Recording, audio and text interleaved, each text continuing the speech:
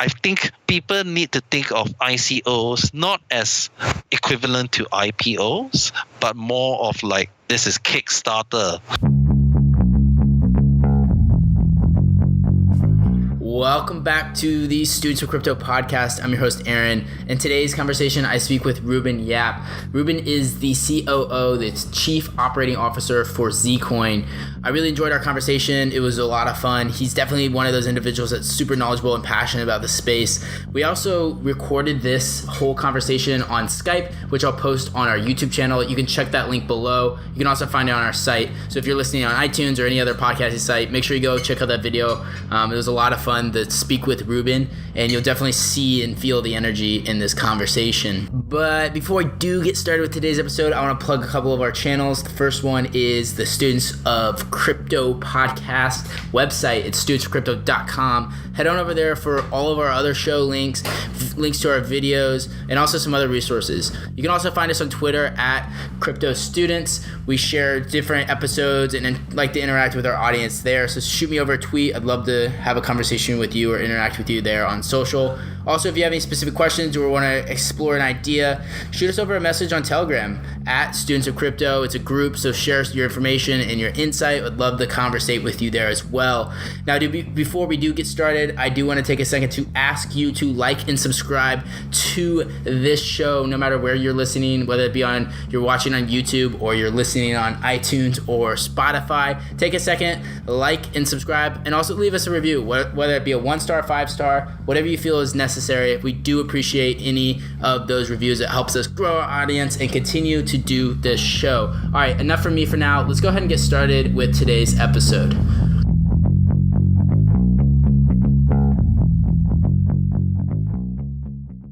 So let's get this set up and then we'll get started here. Okay, awesome. So Reuben, thank you for joining us on this afternoon for you and morning for me. But I'm really excited to have you on our podcast to really talk more about Zcoin and hear your opinions kind of on the space right now. So before we get into all the Zcoin questions, can you go ahead and introduce yourself and maybe add a little bit of a background of your career leading up to Zcoin? It's quite an interesting career. My name is Reuben Yap. I'm actually based in Malaysia, and actually in a really nice part of Malaysia called Borneo. I mean, we're more famous for our orangutans and headhunters, not so much for blockchain development. And I have, I'm 35 years old. I've been a corporate lawyer for 10 years, a partner of a leading law firm here, and mostly I did a lot of work for governments on how to structure their laws or institutional frameworks. But I've always been like a big advocate of privacy. And for example, like in 2007, I was one of the first people to get into the VPN space. So I provided, internet privacy and anti-censorship services to the Malaysians. And actually, I think we became the biggest provider of VPNs in Southeast Asia. And, that company is still operating. And I joined Zcoin in about October 2016, where I was actually, was really interested in finding out how a coin worked. And I have a background, like I've been in crypto since like 2012, 2013. I was the first merchant in Malaysia to accept Bitcoin. So I've been in the space for a while, and I was involved in projects like Dash, NAM. And especially with Dash, I have like a soft spot for when they first launched. I mean, they were called Darkcoin. I contributed to some of their documentation, not in any official capacity, but I was really like involved in their community. And even I still moderate one of their Telegram groups and stuff like that. So their ideas was like ASICs resistance, privacy, and by the time I was looking to join Zcoin, they had already sort of pivoted from that, where they were talking more about Dash as digital cash, less about privacy and less about ASIC resistance, just more as a general means of payment, as a competitor to Bitcoin.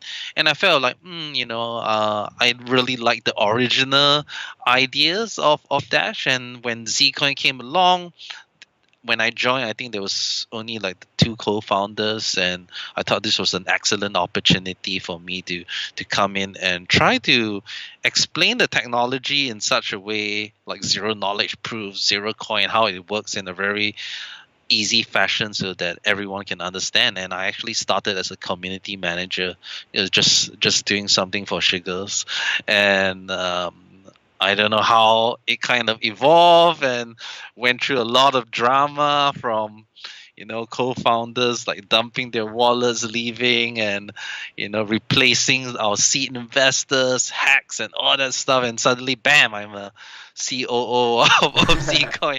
We went through a lot. Like the first year was really rough, and I was always asking myself, what have I got myself into? This was supposed to be like a fun, interesting thing, and it turns out to be like, wow, this is taking up much more time than I would have thought. And in 2017, I was really on the verge of breakdown because I still had my law job, and I was still doing all the Zcoin stuff, and I was still doing all this other stuff. And I just said, look, I need to choose. And at the end of the year, I said, look, I'm going to choose crypto. I'm going to choose Zcoin, and I'll go full time. So January was the time I became full time for Zcoin and became the COO.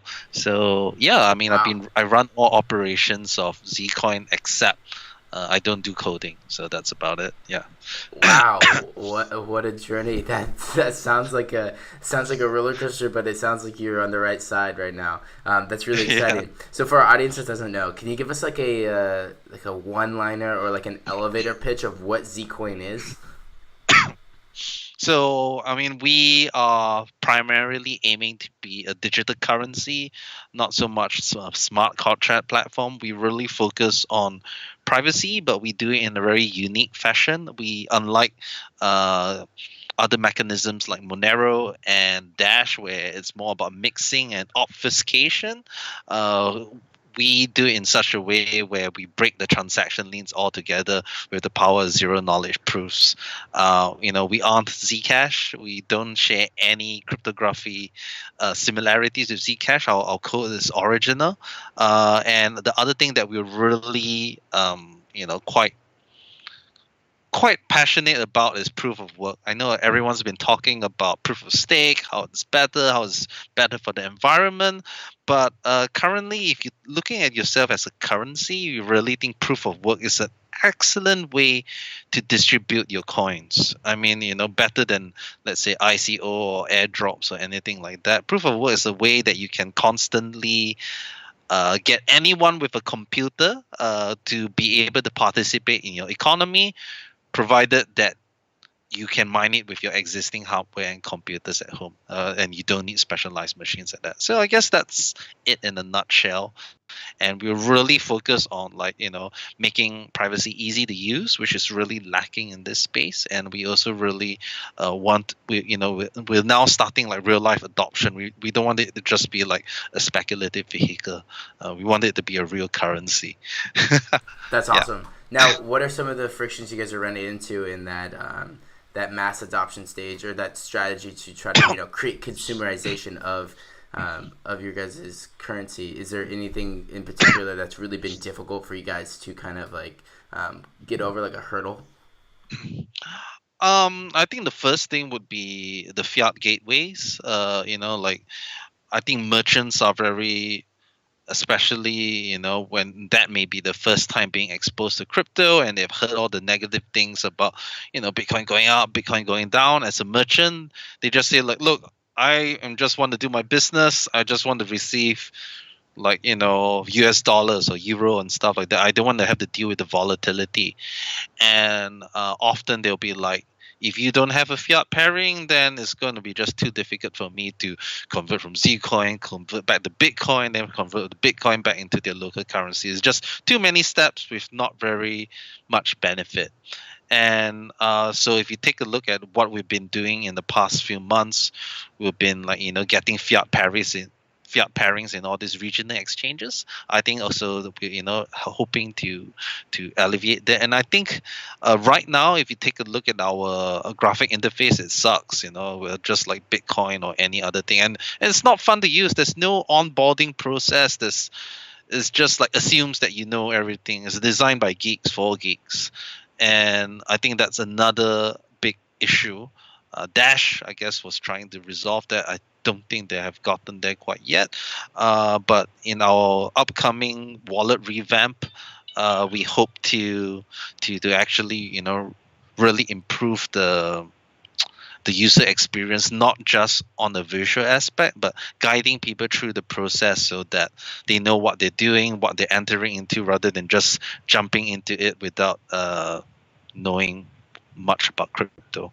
So I guess that's another adoption headache. And yeah, I mean, volatility is always a big thing, but slowly we're getting there. I think when we're fighting against really big giants, who have funds to and connections to get on places like Coinbase and stuff like that, it can be hard, I think. But I have belief in what we're trying to do, at least regionally in Southeast Asia to begin with, and hopefully once we succeed in this area, we can replicate that in the larger markets. But I recently came across there was a top club in Prague. I can't remember the name, but someone was telling me that they accepted Zcoin. I was like, seriously? I'm surprised about that. Like Prague, like so that's quite cool. So we're seeing some signs of adoption, but nothing at the large scale right now. So this is like some of the barriers to, I guess, widespread adoption, usability, and that's why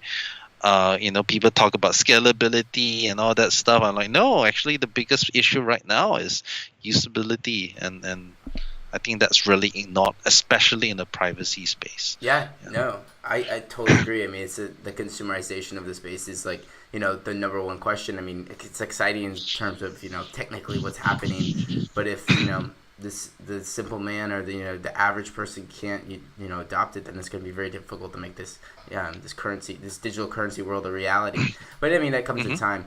So I want to step back a little bit and talk about, you mentioned you started when there were two co-founders. What does Zcoin look like now in terms of team size and the team's location? We started. There was two co-founders. Now there's only one founder. We have basically Paramin is the founder. I mean, he does some of the coding, and he's still developing new features. But we have a team of about, let's see, about 13 developers. I would say maybe half of that are full time, and we're still expanding our full-time developer list. And then we have maybe about like six like support and operations and marketing, like for example Sandra, who's in charge of media and partnerships, Sebastian's our Chinese liaison, Aaron in charge of events and outreach, and we have our community support and senior support people, and we have I guess like 3 advisors, and unlike other advisors which are just there to put their name, at least 2 of these advisors are very active with us, and especially our cryptography advisor, where we need his constant feedback to improve our cryptography. We don't have current office at the moment. I mean, we're in the beginning to start an office in Bangkok, but we're quite a global team. Like Parman's based in Bangkok, Peter, our lead core developers in Russia. Some of them are in Ireland, Germany, Armenia, Vietnam. Wow. So it's truly a global project. So that I find that quite interesting. So that's why it's been hard to, let's say, form a office. But we do want to build maybe like a small team in Bangkok, so at least we have like corporations to oversee the remote workers. So that's how it looks like currently. We currently don't have a legal structure because back then when you when you started the coin, you never needed a legal entity, and maybe it's better that way. But it seems that everyone now wants a legal entity, and I think we're about a week off from our foundation in Singapore being formed. So we will have a legal entity to hold our team's fiat funds and employ people officially from that entity. So yeah, that's how it's set up. Oh, that's awesome. Now that sounds very familiar to some other projects. Is there like what's the like I guess the hardest part about working remote at scale? You mentioned there isn't much of a centralization in terms of the team. So what are some of the difficulty you guys have had to face and get over in terms of continue to stay resilient and build this project, but also everyone being in different time zones and different places. The time zone is definitely a challenge, but we've always managed to work around it.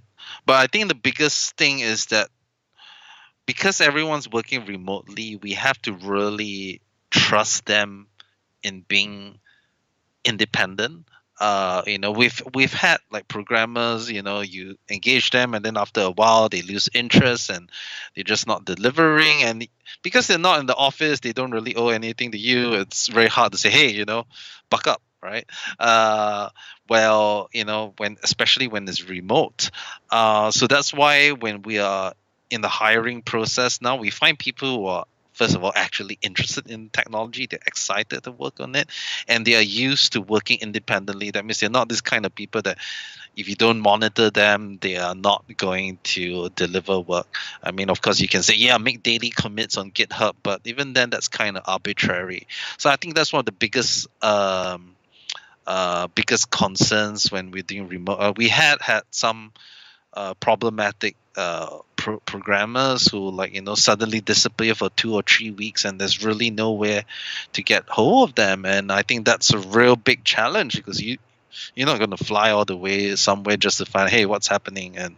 And especially when you have deadlines to meet, that can be a real problem. And then later they come back 2 or 3 weeks later, so, I had a fight with my wife, or some really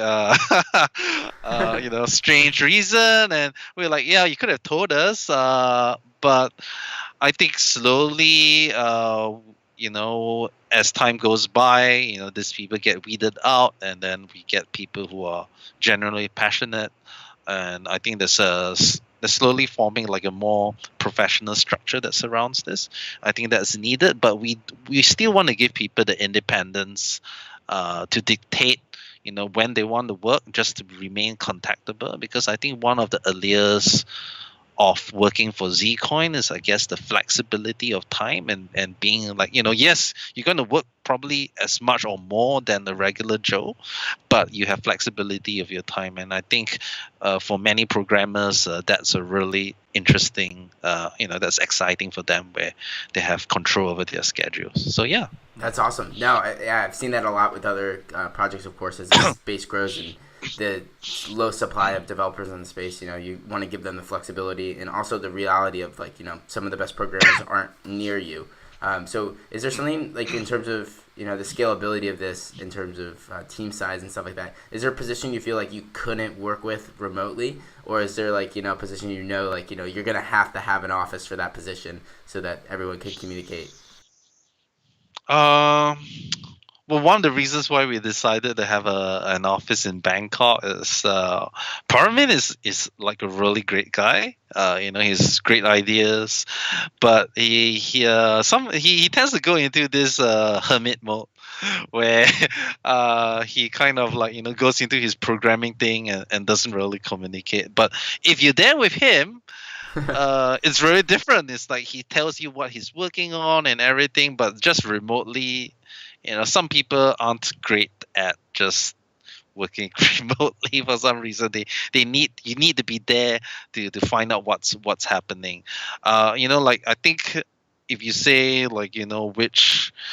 I think, for example, marketing, partnerships like Sandra, although she can work remotely, she has to travel and go to see people face to face. And I used to think this is an internet business. We can just approach people online and stuff. But no, actually, you realize that in the internet business, it makes so much difference when you meet the person face to face. And I think this is why most people go to conferences, not so much for the talks but for the networking opportunities. Exactly. Yeah. And that's why they charge so much for these things rather than the quality of the speakers or the quality of the content, because that is actually where all the real partnerships are made, the real connections and stuff.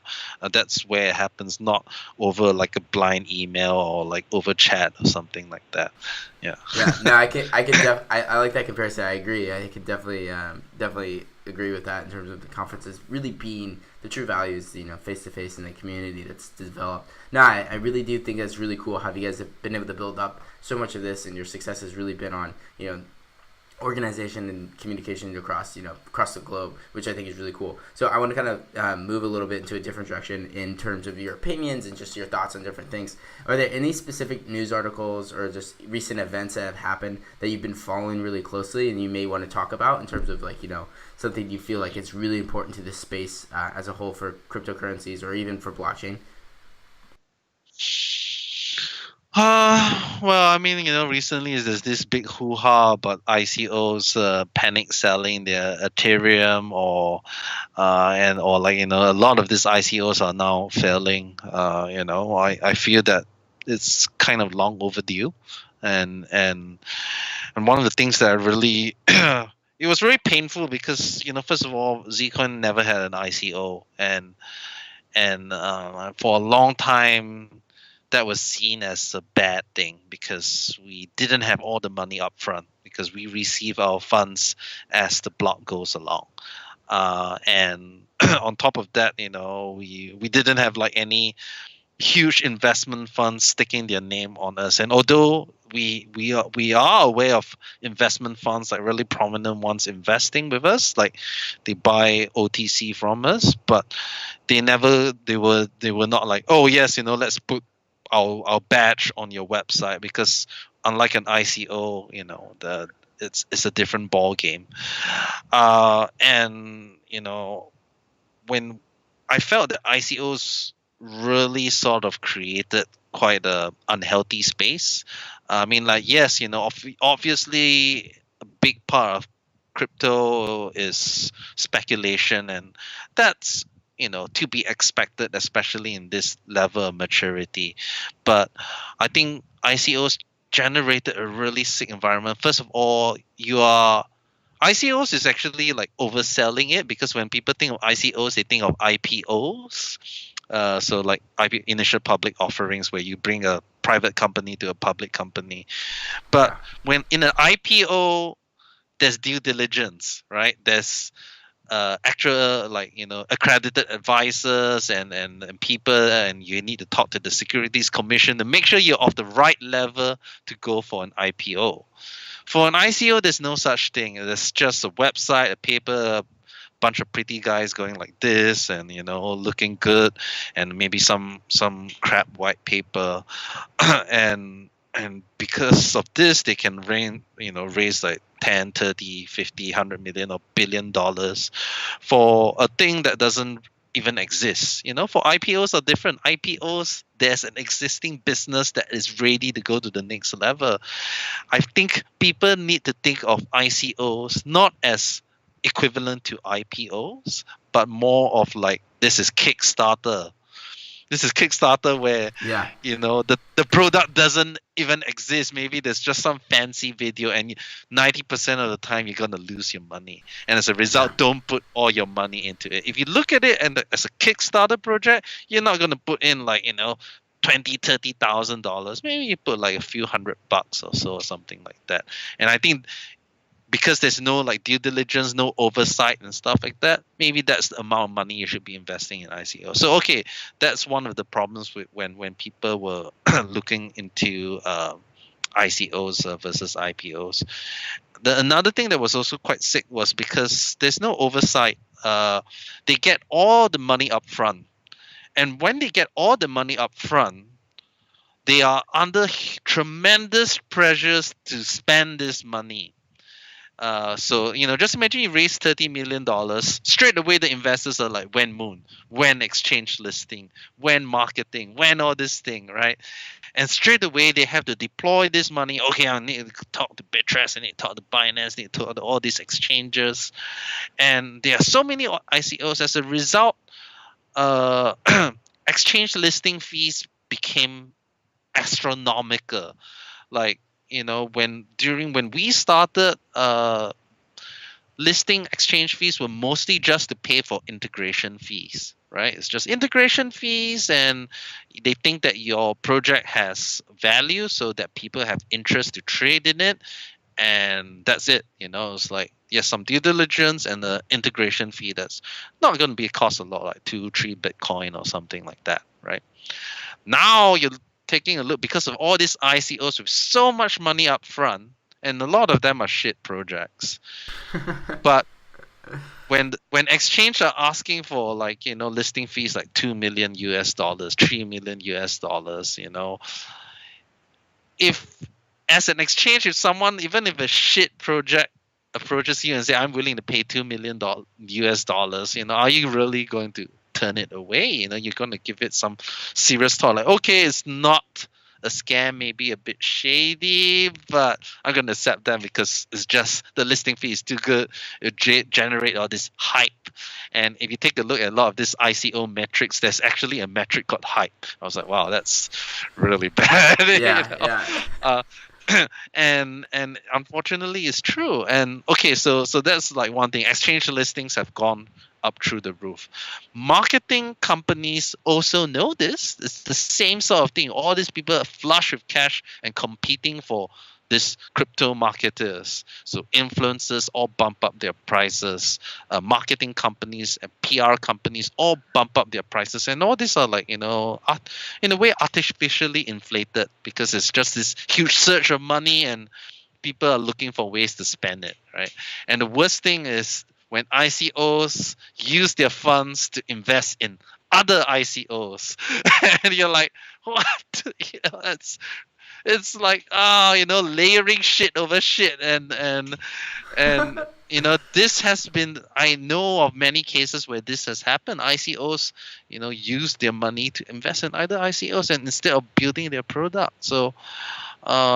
So hopefully now, even though the market is going down, we are only now, from a point of view, I can see that the prices now are starting to come down. Exchanges are now lowering their prices. All these marketing companies are starting to lower their prices to a realistic level. There was a huge delay for that. Like, even though when ICOs weren't doing well, a lot of people were still paying. I think, there was this one marketing company that quoted me like $300,000 per month for marketing services. I was like, wow, That's insane. What are you guys going to do? It's ridiculous. And yet, they had many projects under their belt, and I was like, wow, this is sick. And even if you take a look at, like, investment funds, that has also created a very sick environment for investment funds, because investment funds, when they're doing an ICO, they're always like, I'm a big investment fund, my endorsement makes your project worth a lot more, so you have to give me a super big discount, like, strategic allocation, 50, 60, 70, 80% discount.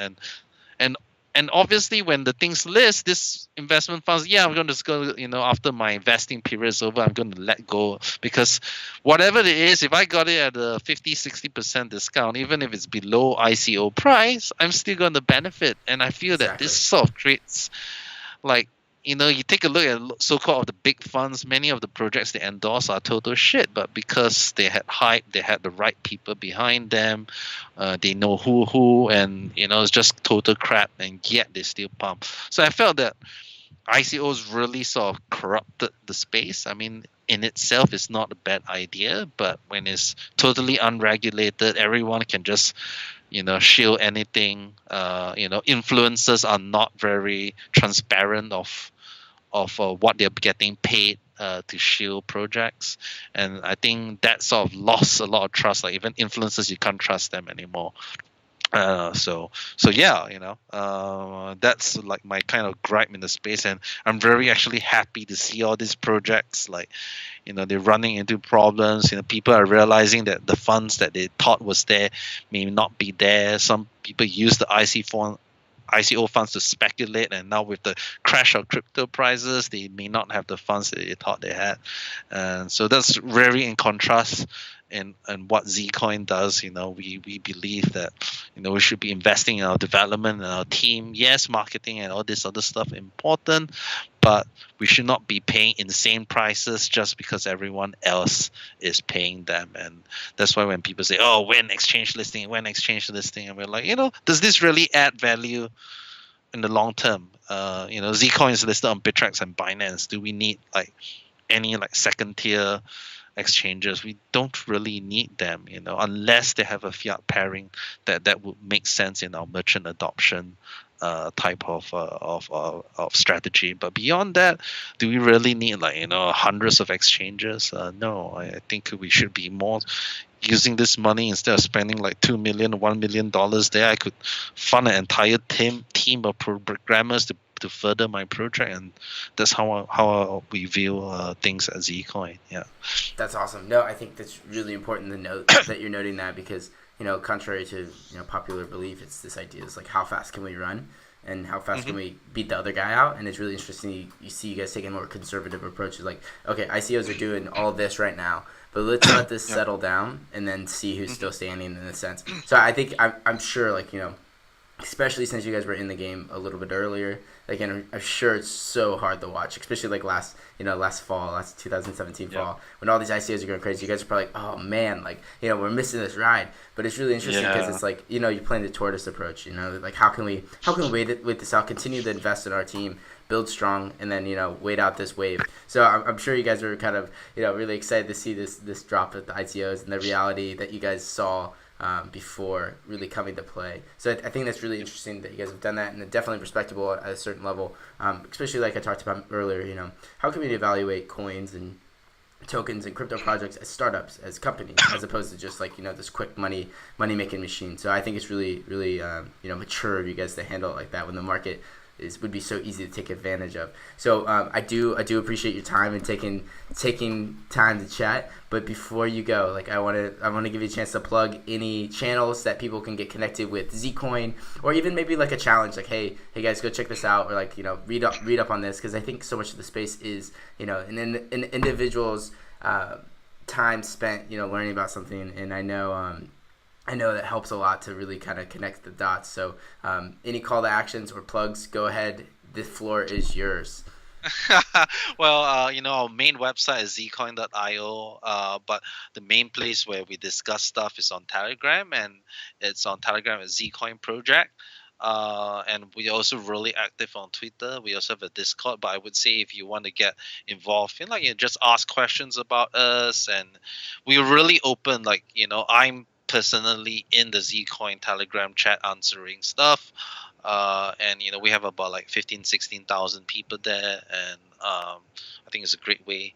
And we also regularly, just go to zcoin.io. There's all those links there. We have YouTube videos that explain what our technology does, and we're going to start our ambassador program really soon. So if you think that you have the chops, and want to be a part of us, and we're not just looking for shillers, we're going to test you before we allow you on. I mean, there's a big document that you need to digest before we approve you. So check us out, and I think over the next 2-3 months, a lot of our developments will come to light, and Dandelion, MTP, even our merchant adoption. We have some really big plans coming in the next 2 or 3 months, and hopefully this thing will deliver, and we can see Zcoin rise up to where we feel it actually belongs.